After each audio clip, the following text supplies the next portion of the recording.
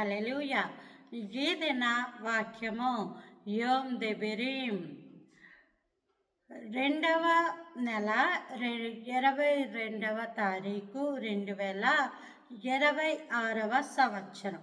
మన దేవుడిస్తున్న చక్కటి మాట అపోస్తలుల కార్యాలు 13వ అధ్యాయము 33వ వచనం. దేవుడు యేసును లేపి పితరులకు చేసిన వాగ్దానమును మన పిల్లలకు నెరవేర్చి ఉన్నాడని మేమును మీకు సువార్త ప్రకటించుచున్నాము. అలాగే నీవు నా కుమారుడువు, నేడు నేను నిన్ను కంటిని అని 2వ కీర్తన యందు రాయబడి ఉన్నది. దేవుడు మనకిస్తున్న వాగ్దానం, నీవు నా కుమారుడవు, నేను నిన్ను కంటిని. మన దేవుడు గొప్ప దేవుడు, శక్తి కలిగిన దేవుడు, మహిమ కలిగిన దేవుడు. మీకు అందరికీ తెలుసు, మనుషుడు పుట్టినప్పటి నుంచి ఈ పాపము, శాపము, వ్యాధి, రోగము, కర్మ సిద్ధాంతము ఏలుబడి చేస్తూ ఉంటుంది. పితరుల శాపాలు, పితరుల దోషములు, ఆ పాపాలు ఏలుబడి చేస్తూ ఉంటాయి. దానిని ఒక మనిషి ఖచ్చితంగా పోగొట్టుకొనవలసిన అవసరం ఉంది. దాని నుంచి తప్పించుకోలేడు. ఎక్కడికి వెళ్ళినా ఈ భారం అన్నది వెంటాడుతూనే ఉంటుంది.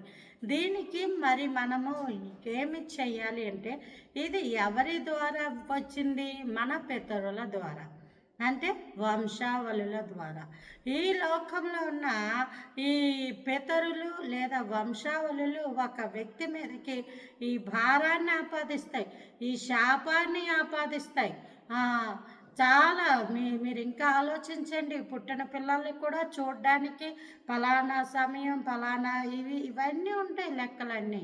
కానీ ఎప్పుడైతే ఒక వ్యక్తి నూతన సృష్టిగా, నూతనముగా రూపాంతరం చెందుతాడో, అంటే యేసు ప్రభుల వారిని సొంత రక్షకుడుగా అంగీకరించి తన జీవితాన్ని నీటి బాప్తిస్మము ద్వారా ఈ పితరుల శాపాలు, పాపాలు, దోషాలు, ఇంకా ఏవైతే అతని మీద ఏలుబడి చేస్తున్నాయి వాటన్నిటినీ నీళ్ళలో ముంచి తీయడం ద్వారా వాటిని అన్నిటినీ పోగొట్టుకొని యేసయ్య యొక్క అధికారము క్రింద నూతన సృష్టిగా నూతనముగా జన్మిస్తాడు.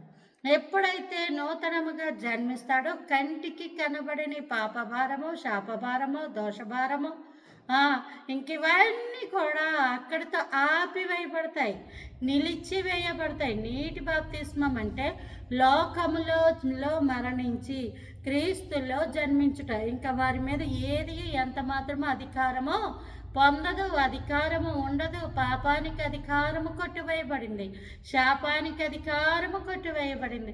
ఎందరైతే అలాగా క్రీస్తునందు ఉంటారో దేవుడు ఏమంటున్నాడంటే, నీవు నా కుమారుడవు, నేడు నేను నిన్ను కంటిని.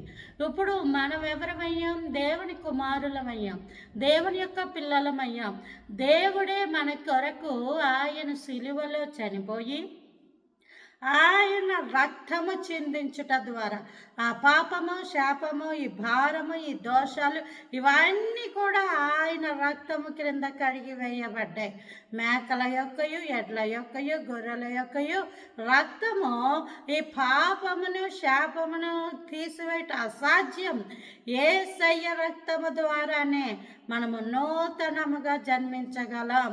ఇప్పుడు క్రీస్తులో మనము జీవిస్తున్న బ్రతుకు నూతనముగా ప్రారంభించాం.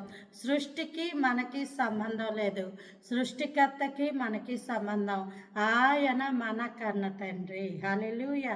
నేడు నేను నిన్ను కంటిని, నీవు నా కుమారుడు అని చెప్పాడు. అందుకే మనం అబ్బా తండ్రి అని ప్రార్థిస్తున్నాం. అట్టి కృప దేవుడు మన అందరికీ అనుగ్రహించును కాక. Praise the Lord. ఆమేన్.